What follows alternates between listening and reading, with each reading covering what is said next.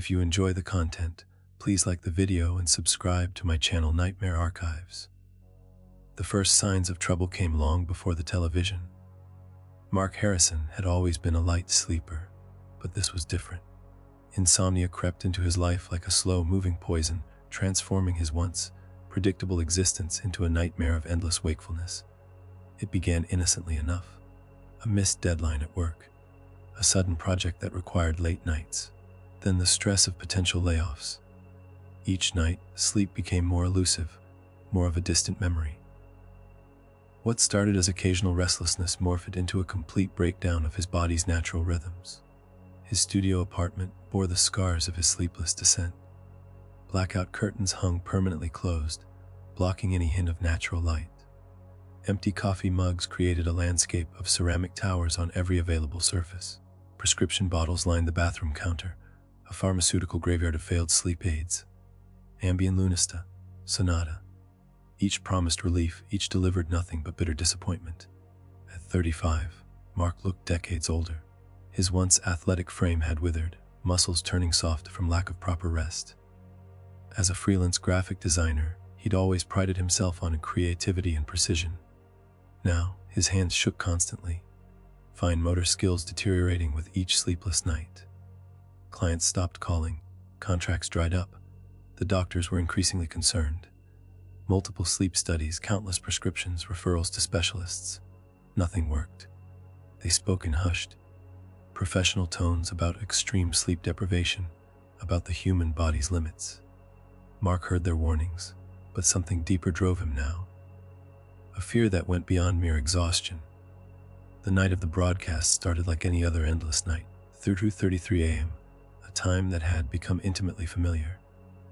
The digital clock seemed to mock him, its red numerals burning into the darkness of his apartment. Mark sat on his worn leather couch, remote control becoming an extension of his hand. Mindlessly flipping through late-night television. Infomercials blurred into reruns. Evangelical preachers promising salvation mixed with bizarre, home shopping networks selling miracle products. His thumb moved mechanically, each channel a brief moment of distraction from the overwhelming exhaustion that threatened to consume him. Static, but not just ordinary television noise. This static was different. A white and gray dance of pixels that seemed to pulse with something almost alive. Mark's finger hesitated over the remote. Something caught his eye, a shape within the electronic chaos. At first, he thought it was a trick of his overtaxed mind, a hallucination born from weeks of sleeplessness. But no, there was something definitive about the image forming in the static. A bedroom, his bedroom, and someone sleeping in his bed. Mark blinked hard, expecting the image to dissolve. It didn't. The figure lay motionless, chest rising and falling in a steady, peaceful rhythm that Mark couldn't remember experiencing in months. Impossibly, undeniably, the figure was him. But he wasn't in bed. He was sitting on the couch, wide awake. The rational part of his brain scrambled for explanation. A delayed feed, a security camera, some elaborate prank.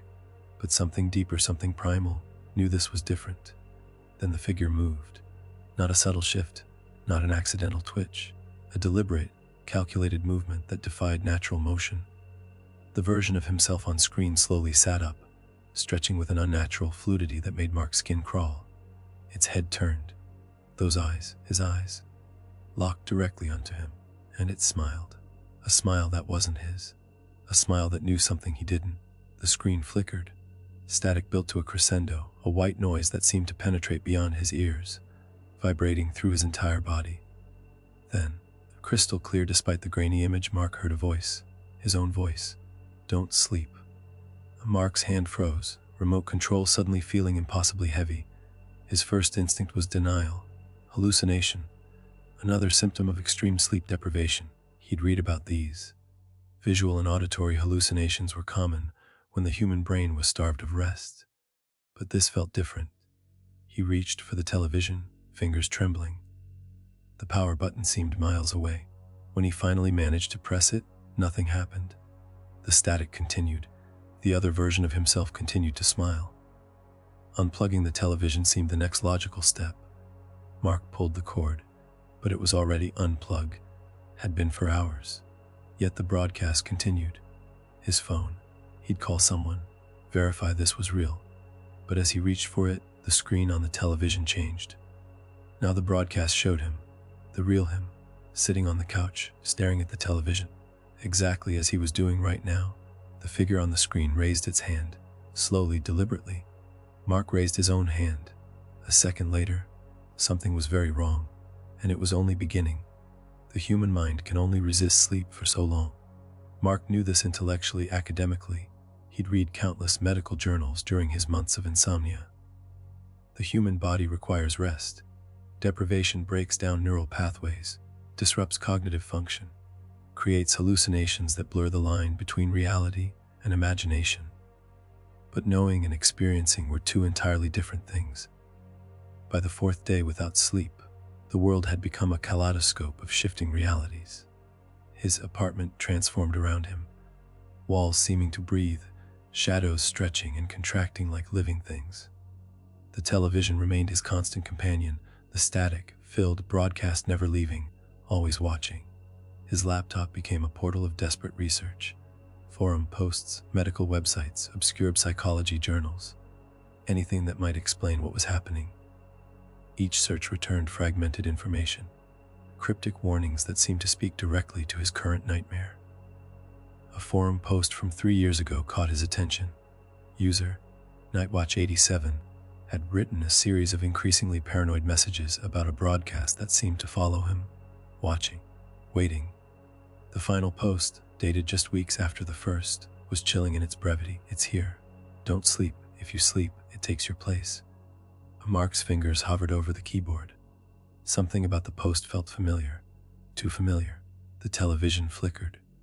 The static version of himself smiled.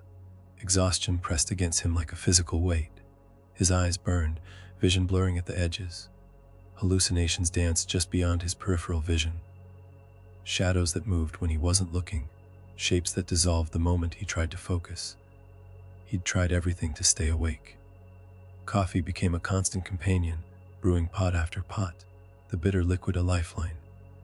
Energy drinks lined his countertop, empty cans creating a monument to his desperation. Amphetamine prescriptions, originally meant to help him focus on design work, now served a more primal purpose as survival. But survival was becoming increasingly complicated. The first true hallucination came unexpectedly. His mother appeared in the corner of the room. She'd been dead for 5 years, but here she was, looking exactly as she did the day of her funeral.